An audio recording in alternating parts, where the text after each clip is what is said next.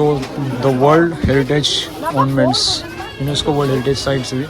So చాలా మంది అంటారు కదా, సో ఈ గుడి అసలు నీడ పడదని. సో ఇక్కడ చూస్తున్నారు కింద, సో ఈ గుడి నీడ ఉంది అండ్ గుడి వచ్చేసి మీన. సో ఇది ఒక అబద్ధం అనుకోవచ్చు.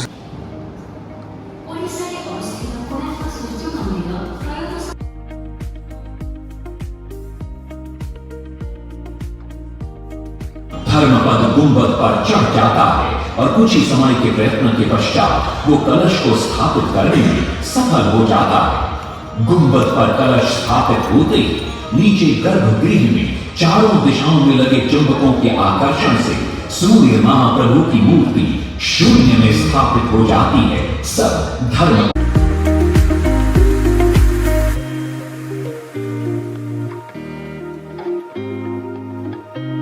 లగేజ్ సెట్ చేసేసాను. సో ఈరోజు మన రైడింగ్ ప్యాంట్ లేదు, సో నీ గార్డ్ యూజ్ చేస్తాను. ఎందుకంటే మనం టెంపుల్కి వెళ్ళాలి. So temple just 1 hour 40 minutes distance ఉంది. మళ్ళీ ఆడికి వెళ్ళి రైడింగ్ ప్యాంట్ తీసి మళ్ళీ అన్ని కథలు చేయాల్సి వస్తుంది. దానికన్నా బెస్ట్ నీ గార్డ్స్ తీసుకుంటే డైరెక్ట్ నీ గార్డ్స్ తర్వాత పెట్టేసి మనం డైరెక్ట్ గుడికి వెళ్ళిపోవచ్చు. సో మీకు రూమ్ చూపిస్తాను ఇప్పుడు. సో ఇలా స్టెప్స్ ఉన్నాయి. స్టెప్స్ వెళ్తే అక్కడ మీన్ రూమ్ ఉన్నాయి. సో కింద అవైలబుల్ లేకుండా రూమ్ నేను, సో అందుకే మెయిన్ రూమ్ ఇచ్చేసారు. సో అట్మాస్ఫియర్ బాగా అనిపించింది, చూస్తున్నారా. సో అండర్ కన్స్ట్రక్షన్ ఉంది ఇవాళ వర్క్. సో అలానే రూమ్స్. సో దీని గురించి మళ్ళీ మర్చిపోయాను నేను. యాక్చువల్లీ అది మనం సిలికాన్ టేప్ తెచ్చాం కదా, సో అది పెట్టేడునే. బట్ సో చూద్దాం, లైట్గా ట్రై చేద్దాం. అదర్వైజ్ ముందర ఉంటే మనం తీసేద్దాం. బైక్ పార్కింగ్ ఇక్కడ ఉంది. సో అక్కడ టికెట్ కౌంటర్ కాడ 10 rupees టికెట్ కౌంటర్ తీసుకుంటే అయిపోతుంది. అండ్ నుంచి మనం డైరెక్ట్ టెంపుల్కి వెళ్ళొచ్చు. సో జాకెట్ క్యారీ చేశాను. సో ఈ చాయ్ హోటల్ పక్కనే హోటల్ ఉన్నది, లాడ్జ్నే. సో హైవే చూస్తున్నాం, హైవే ఎంత, హైవే పక్కనే మనం రూమ్ తీసుకున్నాం నేను. సో నేషనల్ హైవే 16 మనం ఎక్కువ అవుతున్నాం మళ్ళీ. సో 64 kilometers తర్వాత రైట్ టర్న్ తీసుకొని కోల్కతా 559. So Calcutta 559, Baleshwar Cuttack 128 and Bhubaneswar 105. तो गूगल रात में पीछे था ना चिल्का लेक ऐसे कुछ, तो उधर होटल में रुके थे. तो थोड़ा रोड हम लोग भूल गए थे, आगे निकल गए थे. तो कल के जो भाई हमें मिले थे, जो वैली का ड्रोन शॉट लिए था हम लोग, तो वहाँ पे भाई मिले थे. भाई नाम आपका? Aditya. Thank you so much. Akash thank you so much भैया. तो हाँ ఓకే థ్యాంక్ యూ. ఇది కొంచెం బ్యాక్ వాటర్ లాగా ఉన్నాయి అండ్ సముద్రం అనేది అటు సైడ్ ఉంది, అలా కనిపిస్తుంది. అది మొత్తం కోస్టల్ లైన్ అది. సో మనం వెళ్తున్నాం ఇప్పుడు sun temple Konark. So on the way ఉన్నాం, ఒక 5 to 10 minutes మనం రీచ్ అయిపోతుంది. సో చూడండి సముద్రం.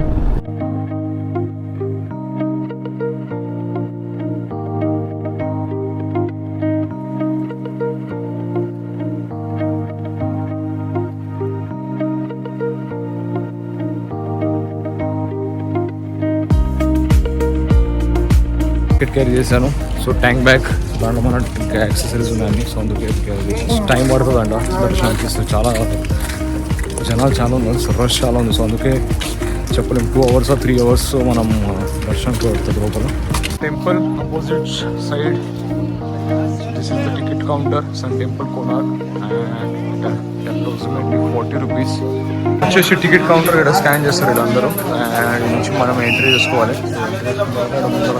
సో నేను ఆన్లైన్ టికెట్ తీసుకున్నాను. సో ఆన్లైన్ టికెట్ అక్కడ స్కాన్ చేస్తారు. ఇన్ కేస్ మీతో 40 rupees టికెట్ ఉంటే మీకు ఒక కూపన్ లాగా ఇస్తారు, like coupon.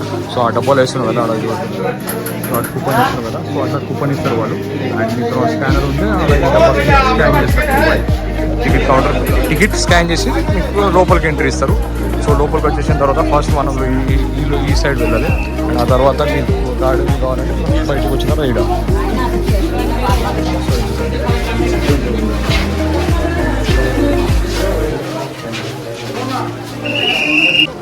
So Surya Mandir Konark పెరిప్లస్. So actually the world heritage monuments, UNESCO world heritage sites ఇవి. So second site sun temple Konark. World heritage monuments sun temple Konark. వచ్చేసి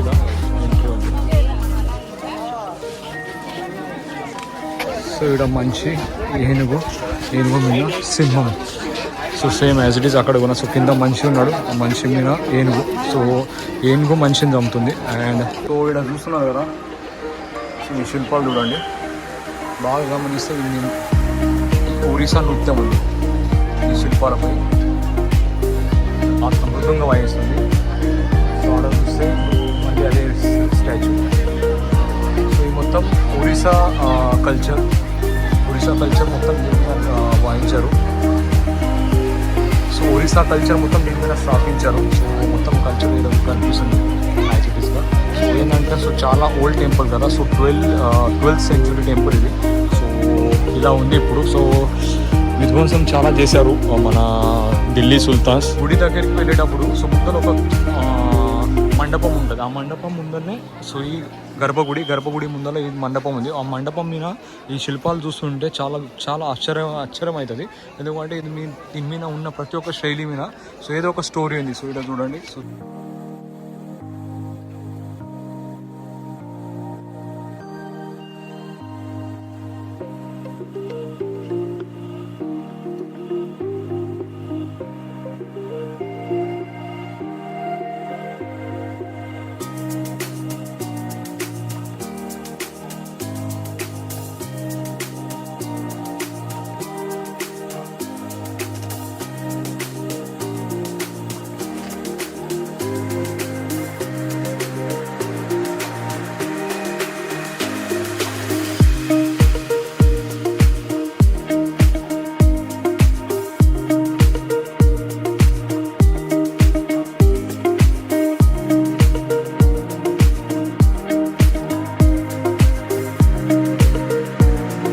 చూస్తున్నారు ఈ టెంపుల్.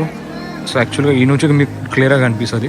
సో ఆడ స్టార్టింగ్లో ఉన్నాయి గుర్రాలు. సో ఆ తర్వాత ఈ చక్రాలు. సో ఈ చక్రాలు 24 చక్రాలు ఉన్నాయి. అండ్ గుర్రాలు ఉన్నాయి 7. సో 7 గుర్రాలు 7 వారాలకి దర్శిస్తాయి. మెయిన్ గుడి వచ్చేసి ఇక్కడ బ్యాక్ సైడ్లో ఇక్కడ కనిపిస్తుంది. ఇక్కడ వర్క్ నడుస్తుంది. సో యాక్చువల్లీ మెయిన్ గుడి వచ్చేసి ఇది గర్భగుడి. సో గర్భగుడి మీద అయస్కాంతం ఉన్నాయి. ఏం చేస్తారంటే బ్రిటిష్ వాళ్ళకు 1947 ముందు. సో బ్రిటిష్ సముద్రం దగ్గర ఉంది కదా. సో బ్రిటిష్ వాళ్ళు ఏం చేస్తారంటే వచ్చినప్పుడు వాళ్ళకు కంపాస్ వర్క్ చేస్తలేకున్నాయి ప్రాపర్గా. సో కంపాస్ వాళ్ళకు కన్ఫ్యూజ్ చేస్తున్నాయి. సో అటు ఇటు సైడ్స్ అనేది చూపిస్తున్నాయి. సో అందుకే బ్రిటిషర్స్ ఏం చేస్తారంటే ఆ అయస్కాంతంని మొత్తం పడగొట్టేస్తారు. చాలాసేపు తర్వాత ఎండ్ వచ్చింది. సో ఈ గుడి గురించి ఒక చాలా టైంలో విన్నాను నేను. ఏంటంటే ఈ గుడి నీడ అనేది పడతలేదు. సో నీడ చూడడానికి మనం ఇప్పుడు అటు సైడ్ వెళ్తాం. ఎందుకంటే సూర్యదేవుడు ఇక్కడ ఉన్నాడు, ఈ సైడ్ ఉన్నాడు. సో ఈ వెస్ట్ సైడ్. సో మనం ఈస్ట్ సైడ్ చూసి వెళ్ళి గర్భగుడి గురించి చూస్తున్నాం. సో చాలా మంది అంటారు కదా, సో ఈ గుడి అసలు నీడ పడదని. సో ఇక్కడ చూస్తున్నారు కింద. సో ఈ గుడి నీడ ఉంది. అండ్ గుడి వచ్చేసి మీనా. సో ఇది ఒక అబద్ధం అనుకోవచ్చు. ఎందుకంటే కన్నారంగా మనం చూడగలుగుతాం ఇక్కడ. సో యాక్చువల్గా ఉన్న నీడ ఇక్కడ కనిపిస్తుంది. సో ఇక్కడ కనిపిస్తుంది. సో ఇక్కడ చూడండి. సో చూడండి. And Meena సూర్యదేవుడు. అండ్ ఇక్కడ కింద నీడ ఉంది. సో ఇది ఒకటి అబద్ధం చాలా ఉన్నట్లుంది దీని గురించి. సో ఎందుకంటే కన్నారంగా చూస్తున్నాం మనం ఇప్పుడు. సో ఇక్కడ కనిపిస్తుంది మొత్తం షాడో. సో టెంపుల్ షాడో ఇది వచ్చేసి. సో ఇక్కడ ఈ 2 ఏనుగులు ఉన్నాయి. సో అటు సైడ్ టెంపుల్ అటు సైడు.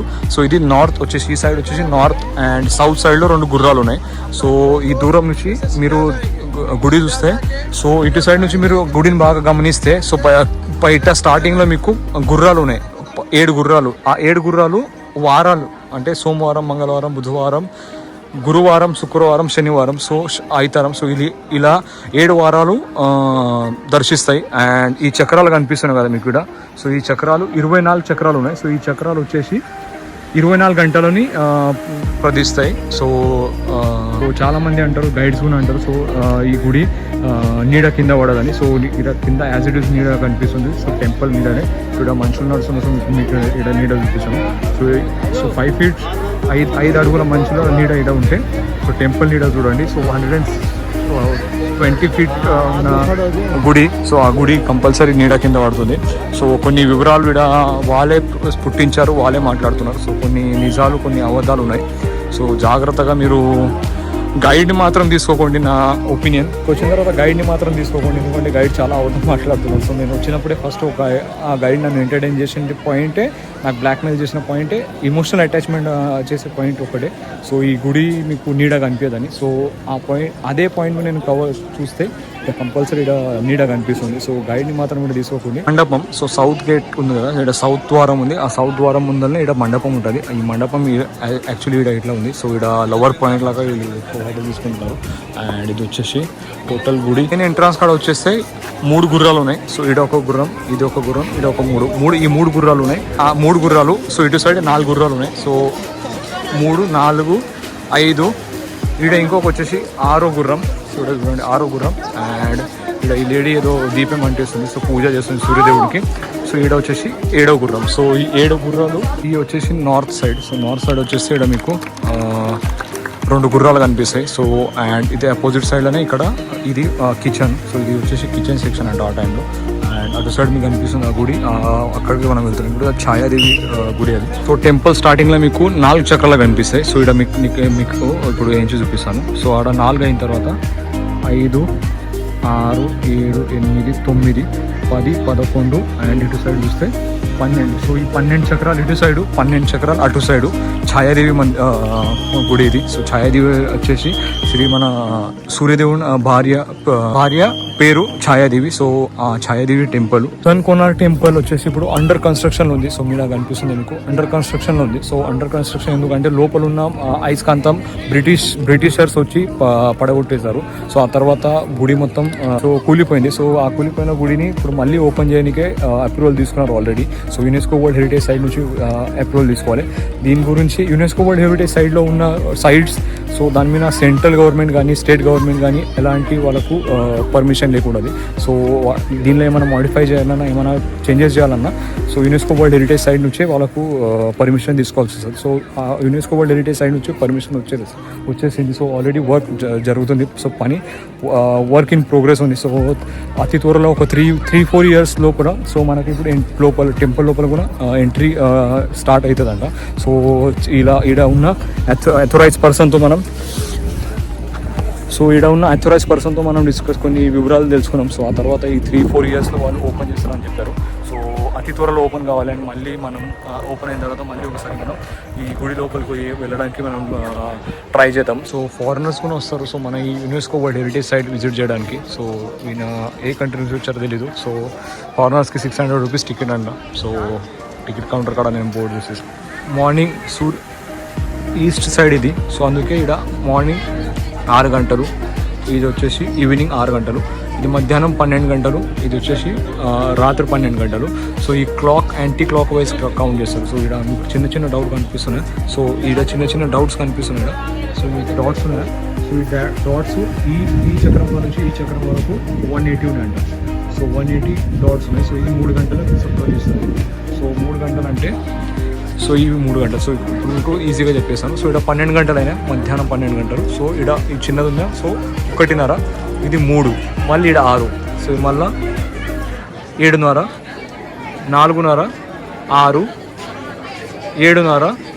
7:30, 9, 10:30, 12. సో ఇలా క్యాలిక్యులేట్ చేస్తారు. So anti clock wise. So మన క్లాక్ అనేది ఇలా క్యాలిక్యులేట్ చేస్తారు. సో వీళ్ళు క్యాలిక్యులేట్ చేసేది యాంటీ. విఠల్ కామత్లో వెళ్తున్నాము సో లంచ్ చేయడానికి. సో ఇది చాలా famous hotel in Maharashtra. So taste చూద్దాం. హోటల్ చూడండి ఇలా ఉంది హోటల్ లోపల. So veg biryani and green salad order చేశాను. అట్మాస్ఫియర్ అయితే బాగా నచ్చింది. Konark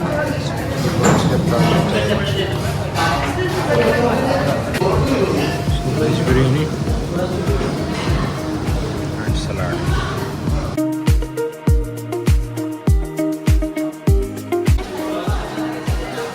Konark sun temple.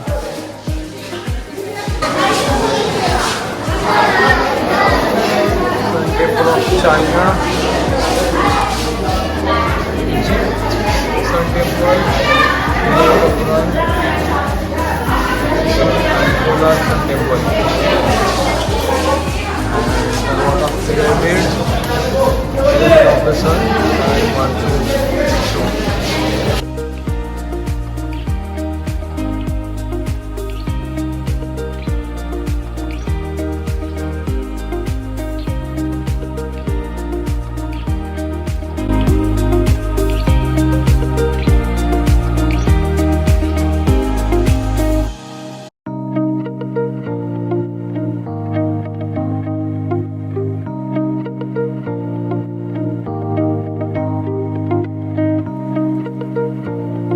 ₹50 ticket తీసుకోవాలి, ₹50 కౌంటర్. అండ్ ఆ తర్వాత లోపలికి వెళ్ళిన తర్వాత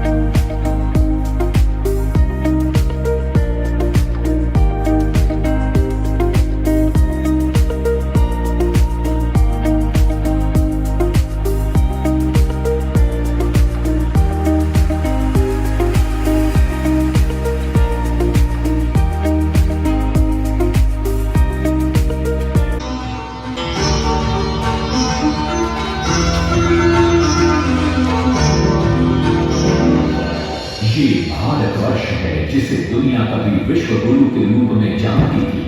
इसी भारतवर्ष का एक महत्वपूर्ण राज्य है ओडिशा। प्राचीन काल में ये कलिंग के नाम से विख्यात था।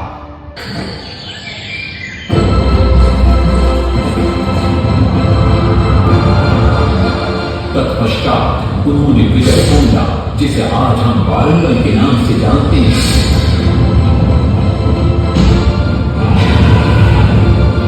कि काकतीय वंश के राजा गणपति को परास्त किया। और उनके राजकोष पर भी कब्जा कर लिया। 3 वर्षों तक निरंतर युद्ध के पश्चात जब वे बहुत सारी धन संपदा लेकर कलिंग दौड़े तो राजमहल में उनका भव्य स्वागत हुआ।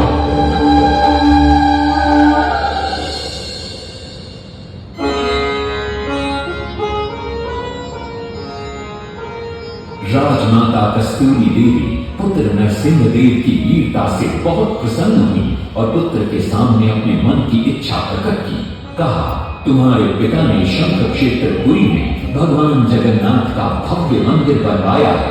मैं चाहती हूँ कि तुम पद्म क्षेत्र कोणार्क में उससे भी भव्य और विशाल सूर्य मंदिर बनवाओ। किंतु नरसिंह देव माता से प्रति प्रश्न करते हैं, सूर्य मंदिर ही क्यों, और वो भी कोणार्क में? तब राजमाता कस्तूरी देवी बतलाती है, द्वापर युग में भगवान श्री कृष्ण के पुत्र सांब बड़े ही सुंदर और सुकुमार थे। वो नारद मुनि को चिढ़ाया करते। अन्न जल त्याग कर 12 साल की कठिन तपस्या के बाद सूर्य देव प्रसन्न होकर प्रकट होते और सांब को रोग मुक्त होने का वरदान देते। पुत्र, आज रात्रि के चतुर्थ प्रहर में स्नान करते समय नदी के तल में तुम्हें एक वस्तु मिलेगी। वो मेरा ही प्रतिरूप होगी। उसका स्पर्श पाते ही तुम इस कोढ़ रोग से मुक्त हो जाओगे। स्नान के पश्चात सांब जब नदी से बाहर आते हैं तो वो रोग मुक्त हो चुके होते हैं। उनके हाथ में एक छोटा सा पत्थर है। उनके सुंदर और सुकुमार शरीर को देखकर सारे अनुचर और सिपाही प्रसन्न होते हैं। सांब उस पत्थर को वहीं स्थापित कर एक छोटा सा मंदिर बनवाते हैं। लेकिन जब उन्हें ज्ञात होता है कि सूर्य पूजा का विधि विधान यहाँ किसी को पता नहीं है तो वे चिंतित हो जाते हैं। वे ध्यान में बैठते हैं। सूर्य देव पुनः प्रकट होते हैं और सांब के पूछने पर बतलाते हैं कि दूर पश्चिम में साक्य देश के माता ब्राह्मण पूजा की विधि विधान जानते हैं। सांब साक्य देश की ओर निकल पड़ते हैं, जो आज का ईरान है। महीनों की लंबी यात्रा के बाद सांब 18 माता ब्राह्मण परिवारों को साथ लेकर कोणार्क लौटते हैं। और सूर्य मंदिर में पूजा शुरू हो जाती है।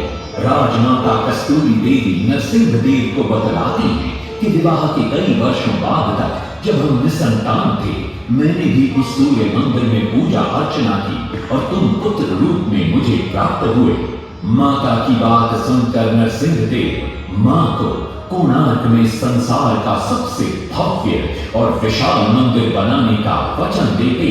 सदाशिव सामंतराय महापात्र, जो शिवई सांतरा के नाम से लोकप्रिय थे, वे अपने सहयोगी बीसू महाराणा के साथ मंदिर का प्रतिरूप बनाते और नरसिंह देव के समक्ष प्रस्तुत करते। नरसिंह देव मंदिर का प्रतिरूप देखकर अभिभूत हो जाते हैं और शीघ्र मंदिर निर्माण कार्य आरंभ करने का आदेश देते। दूर से बड़े-बड़े पत्थर लाए गए, जितने पत्थर डाले गए सारे टूट गए। आदमी को डाला, उसमें डाले गए, नहीं पता डाला, सारे टूट गए। सिर्फ इंसान तेरा हुए परेशान।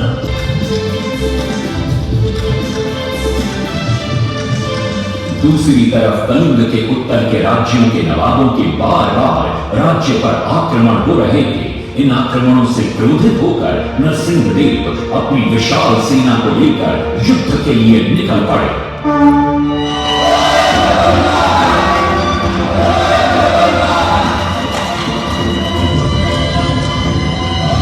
का जो ज्ञान था उसे देखकर आज के बड़े बड़े वैज्ञानिक भी आश्चर्यचकित रह जाते हैं।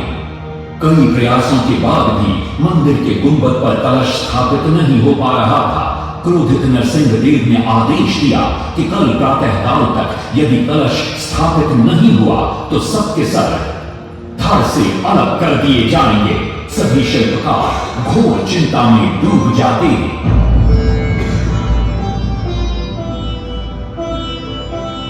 दूसरी तरफ मुख्य शिल्पकार बीसू महाराणा का 12 साल का बेटा धर्मपद सूर्य मंदिर के प्रतिरूप पर कलश बिठाकर प्रसन्न होता है और मां के सामने अपने पिता से मिलने की इच्छा व्यक्त करता है। मां अपने बागीचे के पेड़ पोटली में बांध कर देती है और कहती है, अपने कुत्ते बलिया को साथ लेकर कोणार्क जाओ। बलिया अपने मालिक को पहचान लेता है और बीसू महाराणा से निपट जाता है। धर्मपद अपने पिता को प्रणाम करता है और अपना परिचय देता है। सबको चिंता में देखकर वो अपने पिता से इसका कारण पूछता है। कारण जानकर धर्मपद कहता है, अगर आप आज्ञा दें तो मैं मंदिर के गुंबद पर कलश स्थापित कर सकता हूं। शिवे सांतरा धर्मपद को अनुमति दे देती है। धर्मपद गुंबद पर चढ़ जाता है और कुछ ही समय के प्रयत्न के पश्चात वो कलश को स्थापित करने में सफल हो जाता है। गुंबद पर कलश स्थापित होते ही नीचे गर्भगृह में चारों दिशाओं में लगे चुंबकों के आकर्षण से सूर्य महाप्रभु की मूर्ति शून्य में स्थापित हो जाती है। सब धर्म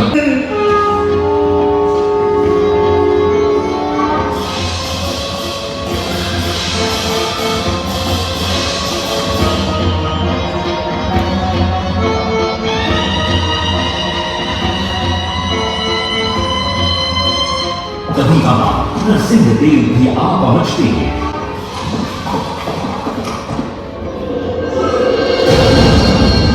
और सूर्य महाप्रभु को शून्य में स्थापित देख वे भी आनंद से भर जाते हैं और शिवई सांतरा की भूरी भूरी प्रशंसा करते हैं।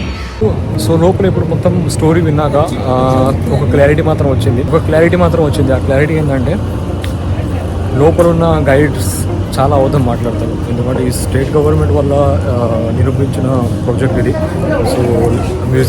సో మ్యూజియంలో ఇలా మాత్రం చెప్పిన స్టోరీ మాత్రం నిజం అనిపిస్తుంది. సో గైడ్స్ మాత్రం చాలా మీకు అవధం మాట్లాడి ఏదో కథ పుట్టించి వాళ్ళు మీకు చెప్తారు. బట్ అది అవధం. సో కంపల్సరీ ఇక్కడికి రండి. సో వెళ్ళేటప్పుడు నేను ఇంతకుముందు లంచ్ కోసం ఆగాను కదా. సో దాని పక్కనే ఉంటుంది. సో ఇది చూడండి. ది ఆర్క క్షేత్ర అని ఒక మ్యూజియం ఉంది. సో ఈ మ్యూజియం లోపల మీకు 50 రూపీస్ టికెట్ ఉంటుంది.